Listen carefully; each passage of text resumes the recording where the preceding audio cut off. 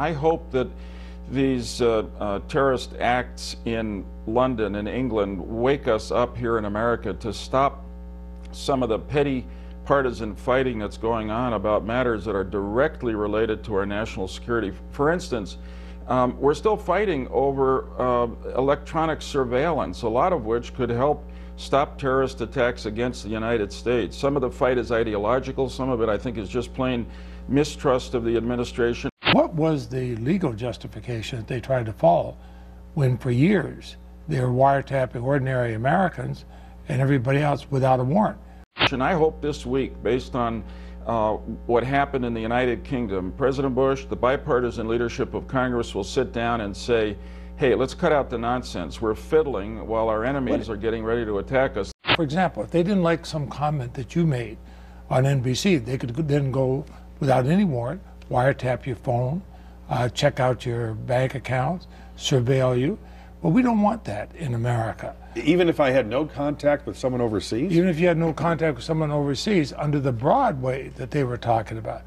Well, I'm talking about two things. The first is the so-called FISA, the Foreign Intelligence Surveillance Act that was adopted in the 70s. Technology has, both that used by the enemy, the terrorists, and that used by us has improved dramatically. And right now, we're at a partisan gridlock over the question of whether the American government can listen into conversations or follow email trails of non-American citizens. That's wrong. We got to solve that problem, pass a law to give the people working for us the ability to protect us. We'll work with whatever changes are needed in the Foreign Intelligence Surveillance Act, so there'll be no question you can go after potential terrorists with wiretaps and all, but we'll do it with a check and balance. I don't want us to ever go back to the situation we had 30 years ago when we put into place this FISA court, as you called it, where they were wiretapping somebody who disagreed with the government on the Vietnam War. In this case, somebody disagrees with the administration on the Iraq War. Under their broad views, you could just go and wiretap them. This is America. This is not a dictatorship. What they're trying to do is recreate the bombs that we've seen in Iraq and the tactics used in Iraq, but they're using materials which are probably not up to it. And I suspect as well that the experience of the bomb makers is not of the same level as you get in Iraq. The surge is working. So you might say that in Iraq we've got the enemy on the run. I don't think one can measure the success of the current operation on the basis of 2 months of activity. But for some reason in Washington, a lot of politicians are on the run to order a retreat by our troops, even as they are beginning to succeed. And I think that's just plain wrong, contrary to our national security, and unfair to our troops that are fighting it. Let's wait till September, which we said we would do, when General Petraeus and Ambassador Crocker come back and give us a first-hand report. But the point of the surge was to give time for the Iraqi politicians to work out the constitutional elements, not only the oil law, but the local elections, a whole raft of things. They're not going to be able to do that in that period of time of December or next March or what have you. They may take years. This is sad, but that is the case. The Turks may very well take military action coming across the border to go after the PKK, to say that Kirkuk cannot have a referendum, even though the Iraqi constitution provides for one this year. All of these situations are not helped by the surge.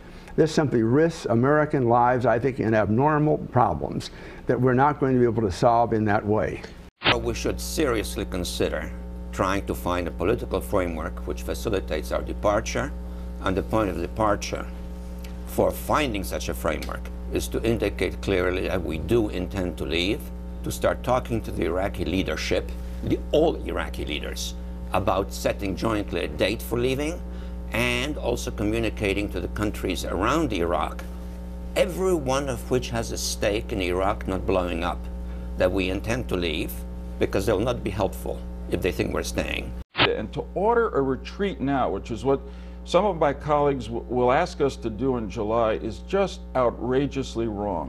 But this thing of being involved in the middle of a civil war, it is not working, it will not work, it takes politics, and the politics have not been employed by this administration. It is a very difficult problem because there's several conflicts going on simultaneously. There's the civil war between the various Iraqi factions, there's the nationalist uprising against occupation, and there's Al-Qaeda action against the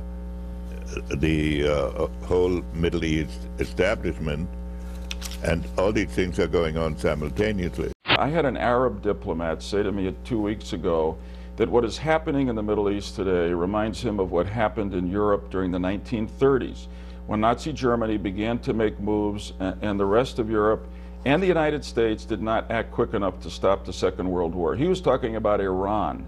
Iran is on the move in Iraq, Lebanon, Palestine, and Afghanistan.